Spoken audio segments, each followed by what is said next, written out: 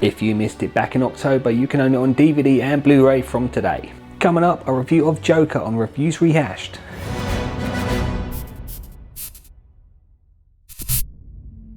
Arthur, does it help to have someone to talk to?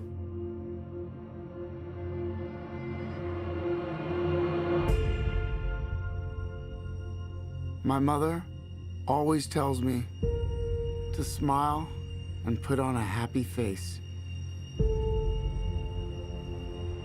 She told me I had a purpose to bring laughter and joy to the world. Hey, stop them!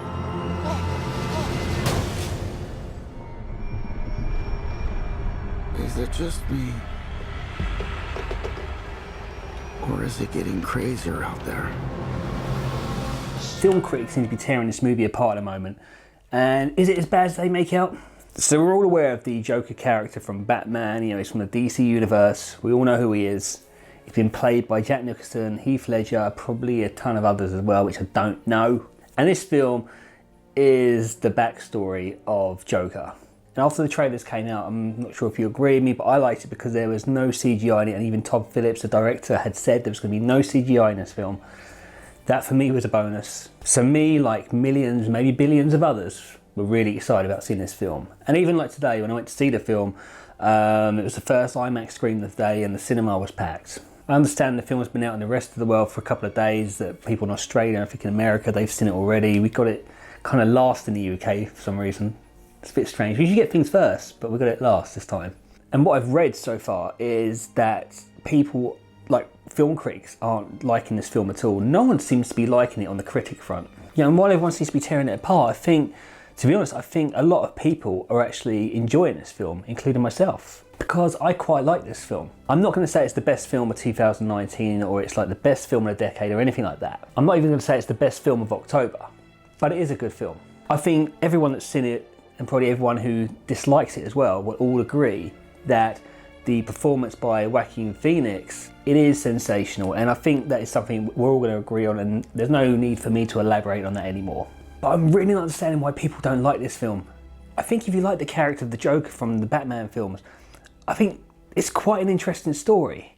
And this is no different to what Marvel and DC have done before anyway, like with some of their characters. Like even with DC films, you've got the Justice League film, but you've also got the other films like, you know, the Wonder Woman film.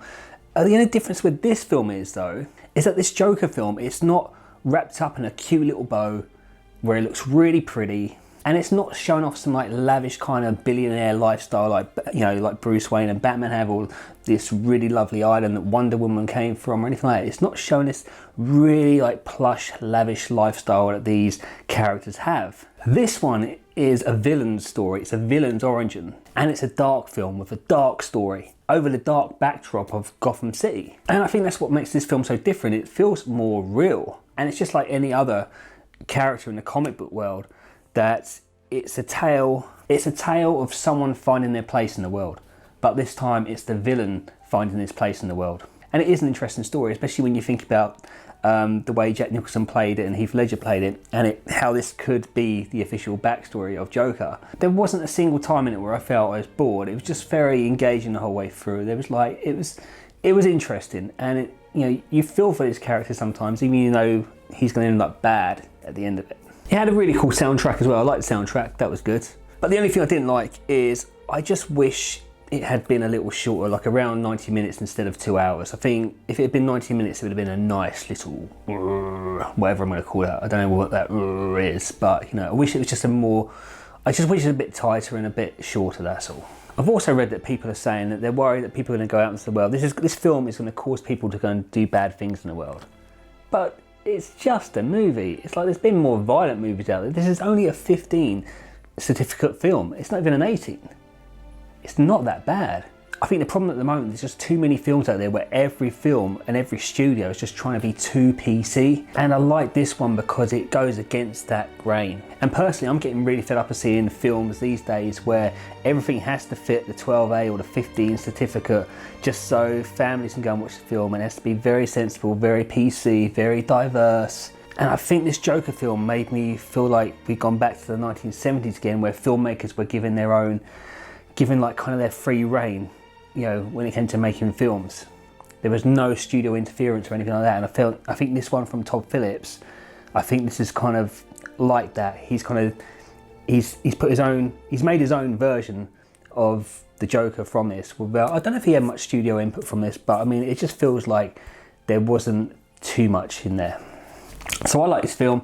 Like I say, it's not the best film I've seen this year, and it's probably not a film I watch again unless it was on maybe TV or something, or maybe just like if I had 2 hours to kill, maybe that's it. But it's not terrible. I don't know why everyone thinks it's terrible. It's not terrible. Joaquin Phoenix is really good in it. I love how the city of Gotham is portrayed in this film. I love how they made it really dark and really sinister. And I would say that this is an underdog story, but it's kind of not. It's not an underdog story. It's a Gotham underdog story. There's a huge difference.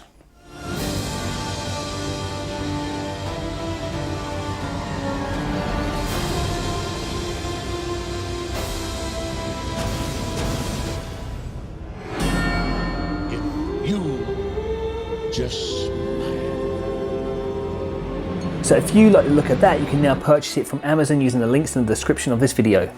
Thank you for watching Reviews Rehashed.